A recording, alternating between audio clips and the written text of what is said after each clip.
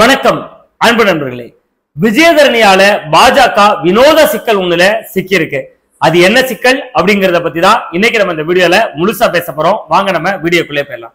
விஜயதரணி அவர்களால வினோத சிக்கல்ல சிக்கி இருக்கிறது தமிழக பாஜக இல்ல, குமரி மாவட்ட பாஜக.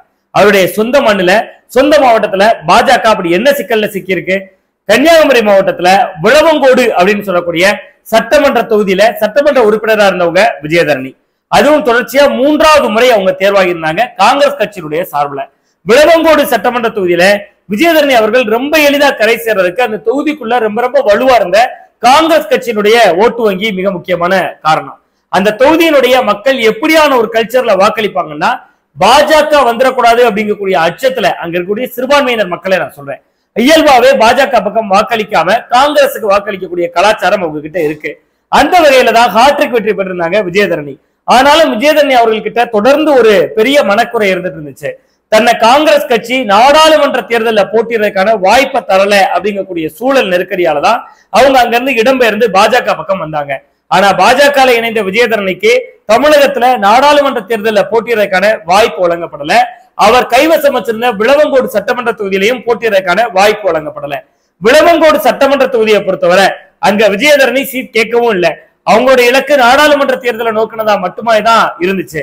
எதிர்காலத்துல பிற்காலத்துல ராஜ்யசபா உறுப்பினராக ஆக்கப்படுவாங்க அப்படிங்கக்கூடிய நம்பிக்கையை விஜயதரணியினுடைய ஆதரவாளர்கள் தெரிவிக்கிறாங்க. ஆனா இதுக்கெல்லாம் மத்தியில விஜயதரணி பாஜக பக்கம் நகர்ந்ததுனாலேயே ஒரு வினோத சிக்கலை சிக்கி இருக்கு கன்னியாகுமரி மாவட்ட பாஜக. அது என்ன அப்படின்னா, கன்னியாகுமரி மாவட்டத்தினுடைய பாராளுமன்ற தொகுதியினுடைய பாஜக வேட்பாளராக அறிவிக்கப்பட்டிருக்காரு பொன் ராதாகிருஷ்ணன். பொன் ராதாகிருஷ்ணனை பொறுத்தவரை இதே பாராளுமன்ற தொகுதியில இப்ப 10வது முறையா களம் காண்றாரு. கடந்த 2 முறையா அவர் போட்டியிட்டதுல 10 தடவை போட்டியிட்டதுல 2 முறை மட்டும் அவர் வெற்றி பெற்றிருக்கிறார். ஒரு முறை திமுக கூட்டணி, இன்னொரு முறை திமுகவும் காங்கிரசும் அதிமுகவும் தனித்தனியா தேர்தலை சந்திச்சாங்க. அதனால சிறுபான்மை சமூக மக்கள் கிட்ட யாரை ஆதரிக்கிறது அப்படிங்கக்கூடிய ஒரு குழப்பம் ஏற்பட்டுச்சு. அந்த குழப்பத்துக்கு மத்தியில பாஜக பெரும்பான்மையா மாவட்டத்தில் இருக்கக்கூடிய இந்துக்களுடைய வாக்களை வாங்கி இருந்துச்சு. அதனுடைய அடிப்படையில பொன் ராதாகிருஷ்ணன் ஜெயிச்சிருந்தாரு. இந்த நேரத்துலதான் இந்த தேர்தல்ல பொன் ராதாகிருஷ்ணன் விடாப்பிடியா 10வது முறையாக சீட் வாங்குறதுக்கு மிக முக்கியமான ஒரு காரணம் இருந்துச்சு. என்னன்னா, ஏற்கனவே 70 வயதை கடந்து விட்ட பொன் ராதாகிருஷ்ணனுக்கு மாற்றா புதிய இளைய முகத்தை அறிமுகப்படுத்த வேண்டிய தேவை இருக்கிறதா பாஜக தலைமையும் உணர்ந்திருந்தாங்க. பல பேர் அதை நோக்கி சீட் ரேஸ்லயும் இருந்தாங்க.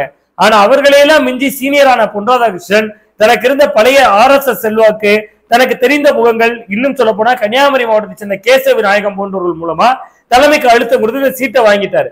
ஆனா அவர் சீட்டை வாங்கும் போதே நம்ம ஜெயிப்போம் அப்படின்னு அவருக்குள்ள ஒரு கணக்கு இருந்துச்சு. அந்த கணக்குக்கு ரொம்ப அடித்தளமிட்ட கணக்கு என்னதுன்னா, அஇஅதிமுக சார்பில் மீனவர் சமூகத்தை சேர்ந்த பசிலியான் நசரேத் அப்படின்னு சொல்லக்கூடியவரை வேட்பாளரா ஏற்கனவே முன்மொழிஞ்சிருந்தாங்க. தொடர்ந்து அவர் மக்கள் கிட்ட கொண்டு வரப்பட்டும் வந்தாரு. அந்த பசிலியான் நசரேத்தை பொறுத்தவரை அடிப்படையில ரொம்ப ரொம்ப நல்ல மனிதர். அவரு குட் நைட், லவ்வர் அப்படின்னு ஏராளமான திரைப்படங்களையும் தயாரிச்சிருக்காரு. அடுத்தடுத்து அவருடைய தயாரிப்புல படங்களும் வர இருக்கு. பெரிய சினிமா தயாரிப்பாளரா இருந்தாலும் கூட எல்லாருக்கிட்டையும் ரொம்ப எளிதா பழகக்கூடியவர். அந்த பணம் அப்படிங்கக்கூடிய ஒரு பகட்டை காட்டாதவர்னு ரொம்பவே நல்ல பெயரை வாங்கி வச்சிருந்தாரு பசிலியான் நசரேத். அதெல்லாம் மட்டும் இல்லாம 28 ஆண்டுகள் அவரும் திமுக இருக்கிறார். அங்க எந்த பிரதிநிதித்துவமே கிடைக்காம அண்மையிலதான் அதிமுக பக்கம் நகர்ந்தாரு. சோ பசிலியான் நசரேத்தை அதிமுக முன்னிலைப்படுத்தும் போது தொகுதிக்குள்ள வலுவாக மீனவர்கள் இருக்காங்க. சற்று ஏறக்குறைய 1,80,000 மீனவர் வாக்குகள் இந்த பாராளுமன்ற தொகுதியில இருக்கு, கன்னியாகுமரி பாராளுமன்ற தொகுதியில. சோ இந்த தொகுதியில மீனவர் சமூகத்தை சேர்ந்தவர்களை யாருமே மக்கள் பிரதிநிதிகளை ஆக்கல அப்படிங்கக்கூடிய ஒரு மனக்குறை இருக்கு. இன்னும் அதை உடைத்து சரியா சொல்ல போனா, கர்ம வீரர் காமராஜர் அவர்களுடைய அமைச்சரவையில லூர்தம்மாள் சைமன் அப்படின்னு சொல்றவங்க கர்ம வீரர் காமராஜர் அவர்களுடைய 2வது அமைச்சரவையில அமைச்சரா இருந்தாங்க. அவர்களுடைய காலத்துலதான் ஏராளமான மீனவர் சார்ந்த திட்டங்கள் கொண்டு வரப்பட்டுச்சு. அப்ப அவரை வேட்பாளராக மீனவர் சமூகத்தை அதற்கு பின்பு எந்த கட்சிகளுமே பிரதிநிதித்துவப்படுத்தல அப்படிங்கக்கூடிய குற்றச்சாட்டு இருக்கு. 1996 ஒரே ஒரு முறை திராவிட முன்னேற்ற கழகத்தினுடைய சார்பில் ஈரா பெர்னாடுக்கு அந்த வாய்ப்பு கொடுக்கப்பட்டு அவர் சட்டமன்ற உறுப்பினரும் ஆனாரு. பின் நாட்கள்ல அஇஅதிமுக சார்பில் குளச்சல் சட்டமன்ற தொகுதியில முட்டம் லாரன்ஸ் அப்படிங்கிற ஒரு வேட்பாளரா அறிவிச்சிருந்தாங்க. ஆனா அவர் ஜெயிக்க முடியல. இந்நிலையில தான் மீனவர் சமூகத்தை பிரதிநிதித்துவப்படுத்துற வகையில சற்றேறக்குரிய 1,80,000 வாக்கள் இருக்கக்கூடிய அந்த மீனவர்களுக்கு அங்கீகாரம் கொடுக்கணும் அப்படிங்கிற முறையில மீனவர் சமூகத்தை சேர்ந்த திரைப்பட தயாரிப்பாளர் பசிலியான் நசரேத்துக்கு அந்த வாய்ப்பு கொடுத்துச்சு அதிமுக. இதுலதான் விஜயதரணி திடீர்னு பாஜக பக்கம் இணைஞ்சாங்க. அதனால் வரை மீனவர்கள் இந்த தேர்தல் களம் எப்படி இருந்துச்சுன்னா, மீனவர்களுக்கு பிரதிநிதித்துவம் கொடுக்கல, மீனவர்களை முன்னிலைப்படுத்தல, அதனால நாங்க இந்த முறை ஏன் மீனவர் வேட்பாளரை ஆதரிக்க கூடாது, அதிமுக மீனவரை முன்னிறுத்துது, நாங்க ஏன் அவருக்கு ஓட்டு போடக்கூடாது, வழக்கமா பாஜக எதிர்ப்பு அப்படிங்கக்கூடிய ஒற்றை புள்ளியில எங்க வாக்குகளை ஃபுல்லா திமுக காங்கிரஸ் வாங்கிருது, கபலீகரம் செய்யுது அப்படிங்கக்கூடிய குற்றச்சாட்டை தொடர்ந்து மீனவர்கள் வச்சுக்கிட்டு இருந்தாங்க.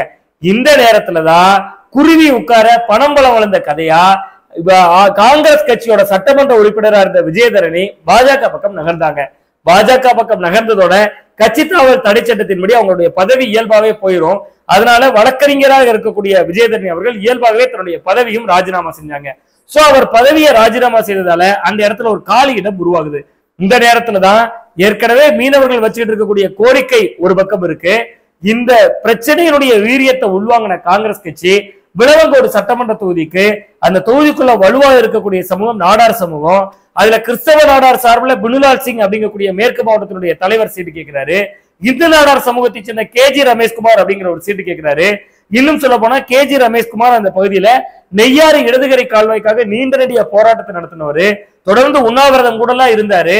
அவ்வளவு நெடிய பாரம்பரியம் கொண்டவர் அவர் காங்கிரஸ் கட்சியில.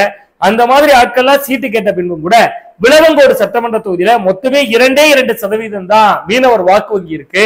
ஆனாலும் அந்த தொகுதியை காங்கிரஸ் பாராளுமன்ற தொகுதியை தக்க வைக்கணுங்கிறதுக்காக ஒரு காய் நகர்த்தல்களை மேற்கொண்டு தாரகை கட்பட், அவங்களும் காங்கிரஸ்ல நீண்ட காலம் உழைச்சவங்க தான், குமரி மேற்கு மாவட்டத்தினுடைய தலைவராக இருந்தவங்க, அந்த தாரகை கட்பட்ட வேட்பாளரா அறிவிக்குது காங்கிரஸ் கட்சி.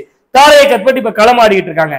இப்ப மீனவர்கள் கிட்ட நாங்க காங்கிரஸ் எந்த பிரதிநிதித்துவம் கொடுக்கல, அதனால நாங்க அதிமுகவுக்கு ஓட்டு போடுவோம் அப்படின்னு இருந்த மீனவர்கள் கிட்ட காங்கிரஸ் ஒரு புதிய அரசியல் பயணத்தை கொண்டு போய் சேர்க்கிறாங்க. அது என்னன்னா, பாருங்க, ஒரு தொகுதி காலியாகுது, அந்த விளவங்கோடு தொகுதியில மொத்தமே 2% தான் மீனவர்கள் ஓட்டு இருக்கு, 2% கீழே தான், 1.5% தான் இருக்கு.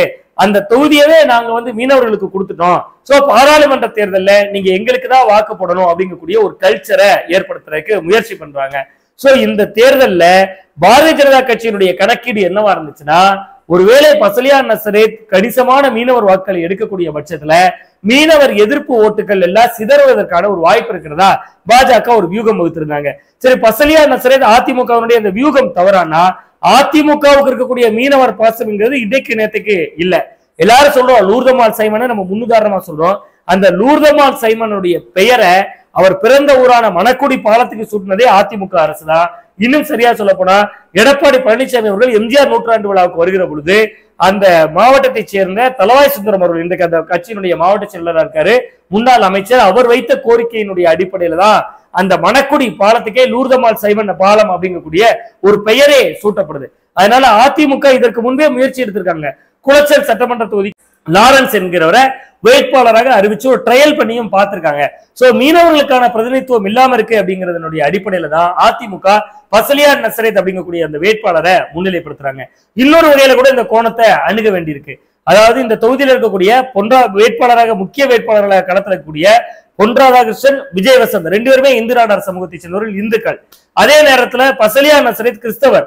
அப்படி பார்த்தா சிறுபான்மையினருடைய ஓட்டுகளை எல்லாம் அதிமுக பக்கம் உண்மையிலேயே திசை திருப்ப முடியும் என்று சொன்னா பசலியார் நசரேத் ஒரு முக்கியமான வேட்பாளராக இருப்பார் அப்படிங்கக்கூடிய கணக்கெல்லாம் அதிமுக போட்டிருக்காங்க.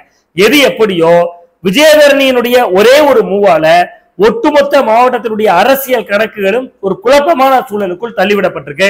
ஒருவேளை விஜயதரணி விளவங்கோடு தொகுதியினுடைய சட்டமன்ற உறுப்பினராகவே இருந்து இந்த நாடாளுமன்ற தேர்தல் முடிவுக்கு பின்பு இணைந்திருப்பார்னு சொன்னா காங்கிரஸால ஒரு மீனவ பிரதிநிதித்துவத்தை ரொம்ப எளிதா கொடுத்திருக்க முடியாது. அந்த ஓட்டுகள் சிதறுண்டு போயிருப்பதற்கான ஒரு சூழலும் வாய்ப்பும் எழுந்திருக்கலாம். எது எப்படியோ விஜயதரணி அவர்களுடைய இந்த மூவினால் காங்கிரசுக்கு சாதகமா, பாஜகவுக்கு சாதகமா பாதகமா என்பது குறித்து நீங்க என்ன நினைக்கிறீங்கன்னு மறக்காம கமெண்ட் பாக்ஸ்ல கமெண்ட் பண்ணுங்க. மீண்டும் ஒரு நல்ல அரசியல் அப்டேட்டோடு உங்களை சந்திக்கின்றேன். நான் உங்கள் சுவாமிநாதன், ஊடகவியலாளர்.